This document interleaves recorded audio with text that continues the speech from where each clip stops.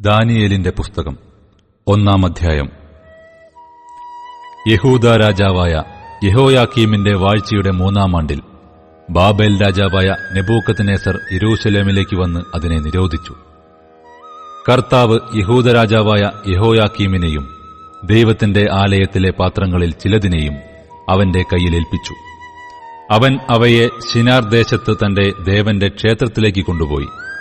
ആ പാത്രങ്ങളെ അവൻ തന്റെ ദേവന്റെ ഭണ്ഡാരഗൃഹത്തിൽ വെച്ചു. അനന്തരം രാജാവ് തന്റെ ഷണ്ഡന്മാരിൽ പ്രധാനിയായ അശ്പനാസിനോട്, ഇസ്രായേൽ മക്കളിൽ രാജസന്തതിയിലും കുലീനന്മാരിലും വെച്ച് അംഗഭംഗമില്ലാത്തവരും സുന്ദരന്മാരും സകല ജ്ഞാനത്തിലും നിപുണന്മാരും അറിവിൽ സമർത്ഥന്മാരും വിദ്യാപരിജ്ഞാനികളും രാജധാനിയിൽ പരിചരിപ്പാൻ യോഗ്യന്മാരുമായ ചില ബാലന്മാരെ വരുത്തുവാനും അവരെ കൽദയരുടെ വിദ്യയും ഭാഷയും അഭ്യസിപ്പിപ്പാനും കൽപ്പിച്ചു.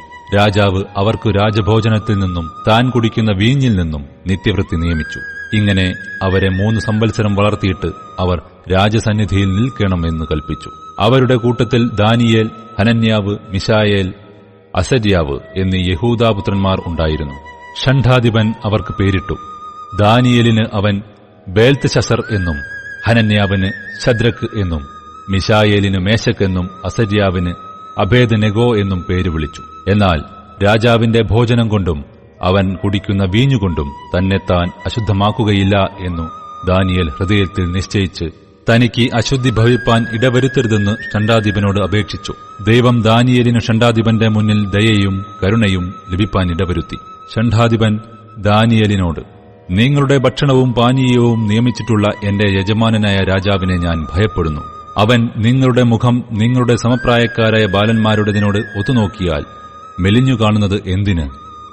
അങ്ങനെയായാൽ നിങ്ങൾ രാജസന്നിധിയിൽ എന്റെ തലയ്ക്ക് അപകടം വരുത്തും എന്ന് പറഞ്ഞു. ദാനിയേലോ, ഷണ്ഡാധിപൻ ദാനിയേലിനും ഹനന്യാവിനും മിശായേലിനും അസര്യാവിനും വിചാരകനായി നിയമിച്ചിരുന്ന മെൽസറിനോട്, അടിയങ്ങളെ 10 ദിവസം പരീക്ഷിച്ചു നോക്കിയാലും അവർ ഞങ്ങൾക്കു തിന്മാൻ ശാകപദാർത്ഥവും കുടിപ്പാൻ പച്ചവെള്ളവും തന്നു നോക്കട്ടെ. അതിന്റെ ശേഷം ഞങ്ങളുടെ മുഖവും രാജഭോജനം കഴിക്കുന്ന ബാലന്മാരുടെ മുഖവും തമ്മിൽ നീ ഒത്തുനോക്കുക. പിന്നെ കാണുന്നതുപോലെ അടിയങ്ങളോട് ചെയ്തുകൊള്ളുക എന്ന് പറഞ്ഞു. അവൻ ഈ കാര്യത്തിൽ അവരുടെ അപേക്ഷ കേട്ടു. 10 ദിവസം അവരെ പരീക്ഷിച്ചു. 10 ദിവസം കഴിഞ്ഞ ശേഷം അവരുടെ മുഖം രാജഭോജനം കഴിച്ചു വന്ന സകല ബാലന്മാരുടേതിലും അഴകുള്ളതും അവർ മാംസപുഷ്ടിയുള്ളവരും എന്ന് കണ്ടു.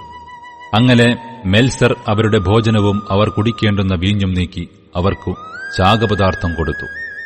ഈ 4 ബാലന്മാർക്കോ ദൈവം സകല വിദ്യയിലും ജ്ഞാനത്തിലും നിപുണതയും സാമർഥ്യവും കൊടുത്തു. ദാനിയേൽ സകല ദർശനങ്ങളെയും സ്വപ്നങ്ങളെയും സംബന്ധിച്ച് വിവേകിയായിരുന്നു. അവരെ സന്നിധിയിൽ കൊണ്ടുവരുവാൻ രാജാവ് കൽപ്പിച്ചിരുന്ന കാലം തികഞ്ഞപ്പോൾ ഷണ്ഡാധിപൻ അവരെ നെബൂഖദ്നേസരിന്റെ സന്നിധിയിൽ കൊണ്ടുചെന്നു. രാജാവ് അവരോട് സംസാരിച്ചാറെ അവരിൽ എല്ലാവരിലും വെച്ച് ദാനിയേൽ, ഹനന്യാവ്, മിശായേൽ, അസര്യാവ് എന്നിവർക്ക് തുല്യമായി ഒരുത്തനെയും കണ്ടില്ല. അവർ രാജസന്നിധിയിൽ ശുശ്രൂഷയ്ക്ക് നിന്നു.